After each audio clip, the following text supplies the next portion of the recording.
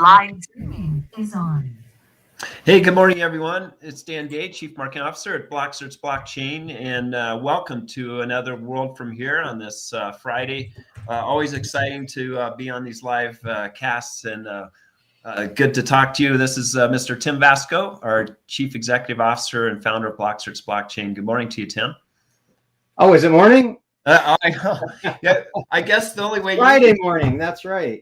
The only way you could tell is just by, that there is light behind you since you've been working so much here, Tim. Exactly. No, it's great to be here, Dan. And yeah, as you said, these are live. Like we don't script these. We think about what we're going to talk about today. We're going to talk about DeFi and the world, Web 2.0, 3.0 and stuff. But yeah, maybe we should start recording these. They'd be more boring.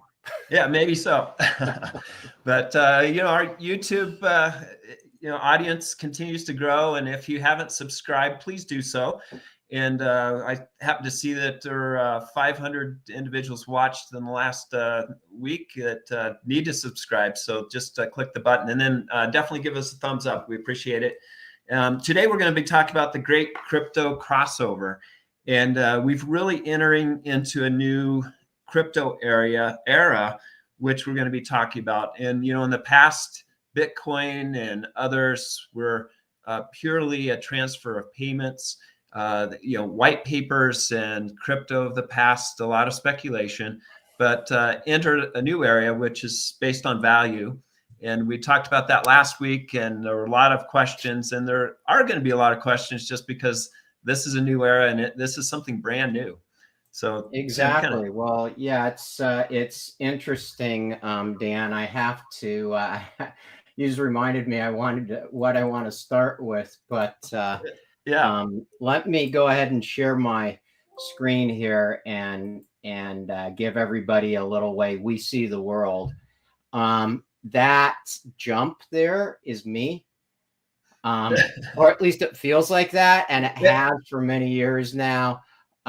We really are at this, as Dan said, the great crypto crossover. And on the 30th of September, we launched our BCERT token on Uniswap. We launched a pool of 50 million. We've seen nothing but increases since then. We've had a huge amount of questions as to what does that actually mean? And, what does the gold coin mean and the black coin mean? You're going to start seeing all this meaning and really how we're landing right now at Web 3.0, because we did start quite a long time ago. How DeFi integrates into real business models. And we're going to talk about that today. But before I do that, I want to share something with everybody that kind of occurred to me. As some of you may know, I write in Forbes sometimes. I haven't written there for a while, and I started doing some writing on the blockchain stuff many years ago, really. And I just have to share this with everybody about my own post on Medium. So I've only got 11 followers. We're going to be posting here, but this is why I stopped writing. Look at that. May 15th, 2018, blockchain, not when, but how. Well, the when is now, and the how we're going to talk about. So it was hard back then in those days to actually, when it comes to the wide scale of adoption of blockchain, it's no longer a question of if or even when. It's a matter of how this will happen. We're going to talk about that today. But started that writing in 2018. Didn't get a lot of traction. Didn't want to waste time. So there you go. This will be filled up with some hows starting, I think, this week. Dan, I started blogging again, and it will be there. So everybody knows that it's taken about 3 years for this all to happen. Actually, a lot of it driven now from the world from here when we saw COVID hit and the pandemic and so forth.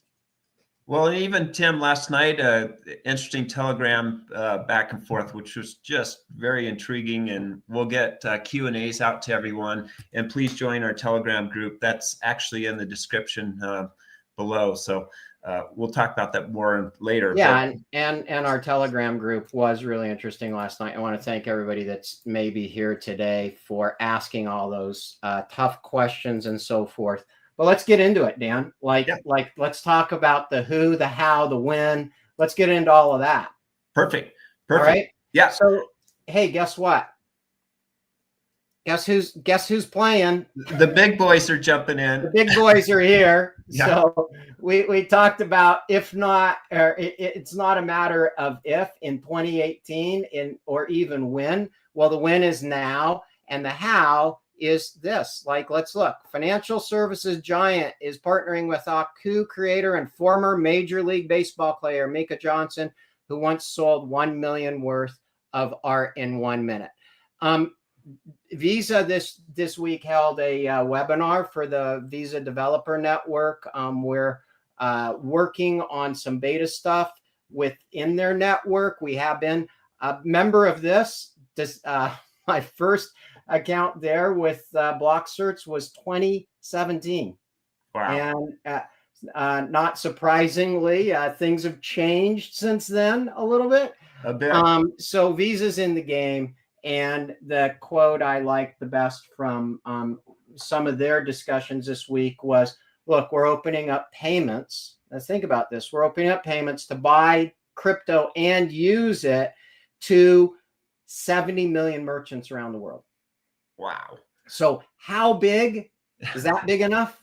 Yeah, I think that's a statement. I think it's a statement. In the ground. Definitely, but drop, as you like to say, Dan, drop the mic. Yeah, right? exactly. Crypto's here, and the other thing I liked hearing was it's no longer a bad word or a weird thing. It's starting to get mainstream, and this idea of going from a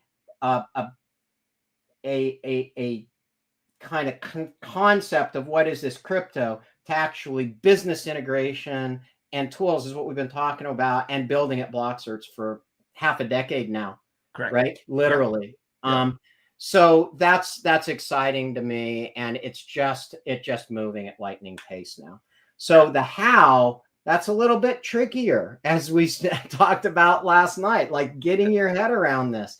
It is because it's new in our Telegram channel. It's new, but as we often relate back to Amazon and Jeff Bezos, and originally they were a bookseller, and as they saw things developing, now they're landing Captain Kirk on them, and they're actually taking him to space. Exactly, and they're AWS. Who would think that they would become a player in the global market in terms of access? So that's just to show how things have rapidly changed there, but also in our world in cryptocurrency. DeFi wasn't around 18 months ago, and it's just getting defined even now. So it's interesting. In 2018, when I wrote that article, Uniswap had just started. Right. Yeah. Right. Who knew what Uniswap was? I want to put this in everybody's perspective of how fast this is moving and how excited we are that we've now entered our token into the public or pre-public. I'm going to call it pre-public because we really didn't let it out all the way, but pre-public DeFi space. Uniswap was created in 2018. Yeah. Nobody knew what Uniswap or DeFi was until September. Think about this. August, September of 2021. This is when this thing started taking off. And all of a sudden, we're looking at billions of dollars of transactions going through multiple DeFi markets. Or was it 2020? I don't know. It goes so fast, I can't rember. It started in 2020 September, but So less than a year later, we've got billions of transactions. We've got trillions of dollars in crypto, and it's happening through this whole new DeFi network. And if you follow not what the kind of APY and all the way it works, how it works, which there's some great YouTubes out there. Like you don't need the world from here for that. No. But what you need to do is kind of look at this very interesting stat. The estimate is about 200 million people are dealing in crypto right now. Right. Out of just under just over 7.5 billion on the planet. A little over 7.7. I saw. So you would say that's pretty small. It's a nascent industry, and you might even say, well, it could still be a fad. Well, I don't know about that. When guys come in and say this, which was said this week and released this week, the Morgan Stanley CEO, I don't think crypto's a fad. Oh, hello, Boomer. Hello. So Morgan Stanley Chief Executive James Gorman is staying respectful of cryptocurrencies. I don't think it's a fad. I don't think it's going away, he said on the bank's third quarter earning call with analysts. I don't know what the value of Bitcoin should or shouldn't be, but these things aren't going away, and the blockchain technology supporting it is obviously very real and powerful. Thank you, Mr. Gorman. No kidding. Only took us a half a decade to get somebody to actually say, hey, there's something to that blockchain. Yeah. Right? Well, but there's also the flip side of that, Tim, where those that make their money on just trading stocks or other things are on the other side saying, oh, that's a fad, it's a fad. But you also have to look at, where people's perspectives are coming from too. Well, and when we go back, Dan, we go back to before the world from here, before COVID, pre-pandemic, and we start thinking about what we were trying to tell people, what we had been telling people, and our early supporters, many of who visit us every week here on the world from here, and are spreading the word. Thank you. And we go back to Jamie Dimon. Jamie. Yeah, Jamie. And guess what? Jamie was like the big, hey, this is tulips. This is a fad. Guess what? Boom. Drop the mic. Exactly. All of a sudden you find out that he's got 100 people working his blockchain. Well, a lot more than 100 now. And they that was created originally a digital coin for payments. Right. And this was February 1, 2021. In 2019, JP Morgan became the first global bank to design a network to facilitate instantaneous payments using, what's that? Blockchain technology. Right. And they dropped their own coin, the JP Morgan coin. So, not to be left out, the financial services guys, and honestly, in the 30 years I've been at the tech game, financial services has always led the big trends and big use of technology. So once you streamline that payment mechanism, you create the framework for real business transactions to happen. And we've said that for a long time. And we do have payment networks. We've got our wallet we've released now in beta launch. We've got payments in there. We've got trading in there. We've got real usable apps in that wallet. You've seen it. I think I've got it here. Let me pop it up here. Just to remind people, this is live. You can go download this wallet and join us and pay and play around anytime now. And what do you want to do? You want to move some coins around. You want to do a swap and go from the native coin, the gold standard behind our BCERT token, to the DeFi network. You want to use some D apps. It's all here. We only have a few things coming soon, and we're making it easy and easier for people to onboard every single day. So that's, we've talked about the world from here, but I'm in my real live instance here, and here's my chats, and here's my meetings and things like that. I think I'll kill that since we're on YouTube. But the point being that we talked last week a lot about what swaps are and things like that. That's one part of it. Like the real utility and the real gold is tech and finance and digital currency and blockchain have merged. This is a great crypto crossover. It is. And also, Tim, that's what you just showed is is a revolution. It's a transformational thing in the industry, because a wallet has only been for crypto trading. And this now protects everything that you do within your wallet. So it's a gateway to all the value that can be unlocked in the world. Here's what I want everybody to think about. What I just showed on our wallet, I'll show it again, just so I can make this clear, because sometimes it's not clear, and fair enough, okay? But I want to make this super clear today about what this is. This, think about a credit card, right? Think about a number on a credit card. A credit card is your access, every user's access to the real world of physical goods or digital goods and services. Right. What do you do when you do a transaction anywhere? When you engage in a transaction or buy anything, what do most of us do? By the trillions daily. We use those things, and that's our access point. What we did when we built BlockCerts is we gave that same access point, and behind that, those traditional, what we in the business or in the technology world call rails, financial rails, are sitting behind what you need to do to actually conduct digital business anywhere. Digital business. Do I need to use Zoom? I don't ever use Zoom. I don't even know how to spell Zoom. I know. It's been over a year. It's been well over a year. And guess what? I've got my own video conferencing system that we're giving to everybody, so you can have your own video conferencing system. That became real. IDs, got that in my wallet. Sometimes I need it for a restaurant. Now I can't go to a restaurant without it. We told that story. Right. And I need my vaccine passport, right? So Tim, that is a great crossover, isn't it? It is. And then just going back to the Meet Certain in Zoom, there is no Zoom bombing.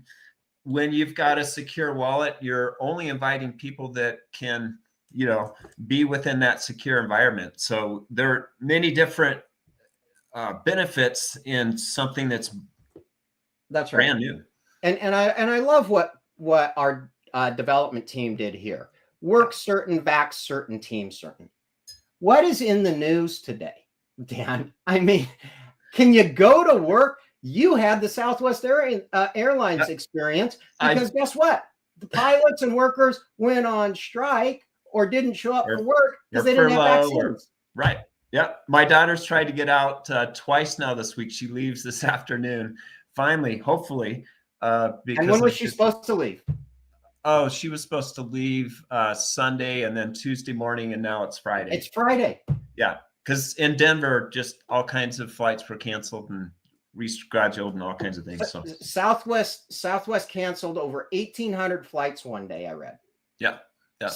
So if we think that this work is a certain thing without this vaccine question, which is not going to go away, to deal with our teams on onboarding, training, productivity, even showing up for work, and how do we manage that with rights, privacy, security, accuracy, no fraud? BlockCerts blockchain. That's how we do it. Right. And so now going back to the statement we first made of unlocking value in the great crypto crossover beginning, that's what we're seeing. We're seeing that with Visa. We're unlocking that value. So instead of like Shiba yesterday that took a $600 million hit in 10 minutes, because what's it backed? It's a meme coin, and it's really not backed by any kind of value. It's not backed by any gold. That's why we made the BlockCerts BCERT inside coin gold. Correct. The gold is the technology, everybody. That's right. The how is going to emerge like crazy. Like there are going to be a lot of hows out here. And the guys figuring out the how is what you need to look at right now. Right. Who are the guys figuring out the how? And is the digital movement to blockchain that you're making personally tied into that? Yeah. Here, not to be left behind. July 2021. Despite the regulatory scrutiny of stable cards, oh, look at this. MasterCard joins Visa in offering crypto-friendly payment services. There you go. I mean, how much bigger can you get than that?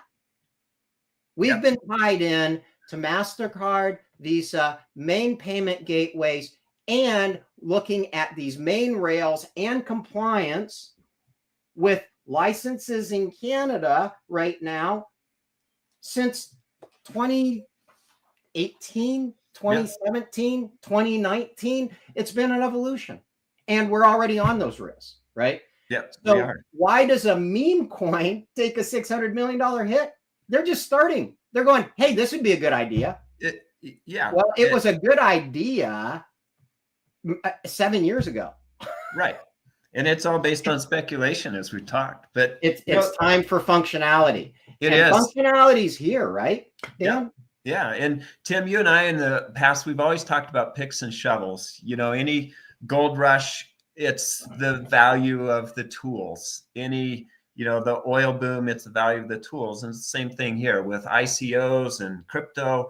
You know, they're a huge benefit because of the blockchain and how it works. But the picks and shovels, the value that's being created today. And you know what? Even in the old days of mining for gold and things like that, picks and shovels are one thing. You still had to do the work. You had to. I was actually pre-pandemic. I was supposed to go hike the Chilkoot Trail, which is the trail that goes from Skagway, Alaska, up into the Yukon, and it's about a 4,000. I think it's a 4,000 foot climb up this one. There's a famous picture of it. You see the gold miners walking. It's a lot of work, right, to do it. And I wanted to do that. Unfortunately, COVID hit and I had to give up my pass. But the point is that picks and shovels are one thing. Actually knowing how to do it and what it means is another. Finding that vein of gold was a lot of work. And some guys got incredibly wealthy. Some guys did okay. The picks and shovel guys always made money. They provided the tools, right? Yeah. So when we talk about this how, and we talk about that, it's just too much for these world from here's. These world from here's are supposed to be trending, what's happening. It's not like down and dirty details. If you want that, join our Telegram chat and be a token holder, because we have those webinars, which is the how to do it for our user community, right? Honestly, that's where you find this stuff out. And then you decide, well, how am I going to participate? Just like all these businesses are doing. Like, where is my section of this? Because it's so big. It's the entire economy. It's so big. Where do you play? Where do you fit? Yeah. Right. Well, and sometimes you don't really see what's happening unless you dial into something like this, because we're dealing in this every single day and we see what's happening, and you put those pieces together and you see a view of the future. That's right. So that's what we're doing here. That's right. It's like trying to understand what streaming music was in 2001 when the iPod came out without going and buying the player. Right. Like, you might have heard about it, but unless you had that thing in your pocket, you had no clue what it was like to plug that into your computer and have iTunes start filling it up with songs. Right. You're still out buying albums and CDs. Yeah, right. Exactly. And it's like the last guy who visited the last Blockbuster going, huh? Oops. What? I can just click on and stream that thing. I mean, don't be that guy. Right.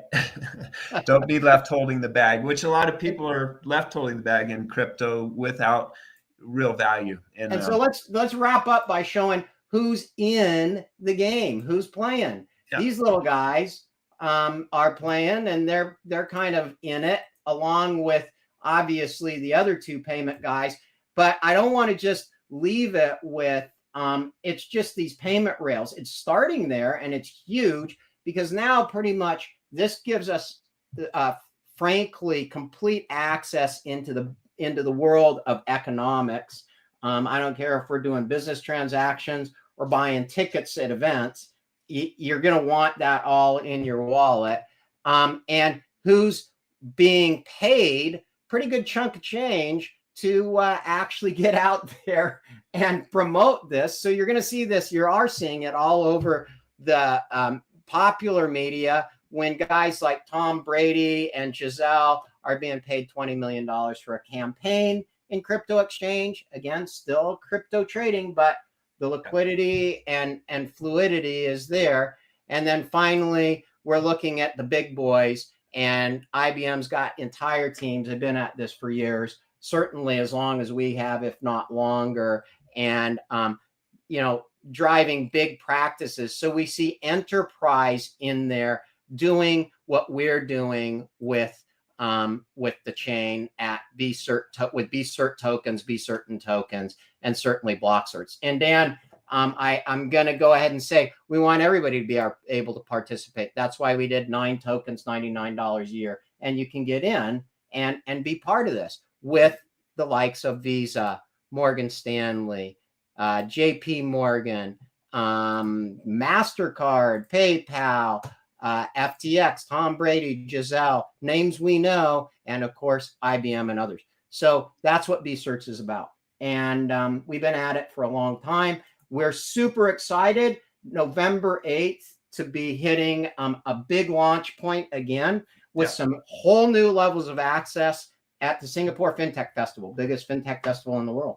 Correct. So, and we'll be doing seminars and with some very big companies, and pretty exciting times of what we're doing. Between now and then, we'll be introducing a number of new things as well. So that's right. Our team's heads down. We'll keep. We'll be on next week with World From Here with some more new stuff, big events, how we're playing in this market space, and how the big how of how it all works, like how you can participate and be part of the World From Here. Absolutely. So please subscribe and keep joining with us, and we'll keep bringing you the latest and greatest in what we're doing and how it all fits together. And thanks, Tim. We're going to wrap this up and try and keep these to 30 minutes, which we just did on the head right now.